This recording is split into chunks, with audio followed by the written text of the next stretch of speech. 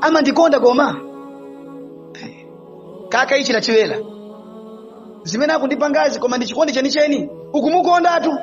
chifukwa chiyani mzimayi amadziwa kuti ndine ofusiridwa mwina mwamuna wanga akhoza kundisiya tsiku lililonse nkhawa imene imakhala mu mtima ndithu ndi chifukwa chake kuti maganizo amene wakamabwera chochotsera maganizowo ndi zochitika za iweyo mwamuna pena amakhala yekha pansi kuti koma zimene ndimaganizira mwamuna wanga zija sizoona amandikonda pa zifukwa zina zimenenso akuziona mwa iweyo mmene ukumpangira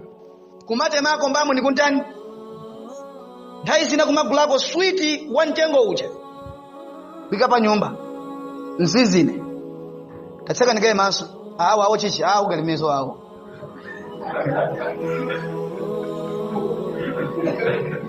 bazulanya basi toza mangu ako jasami wawo chichi awo jasami niko aponya nkamu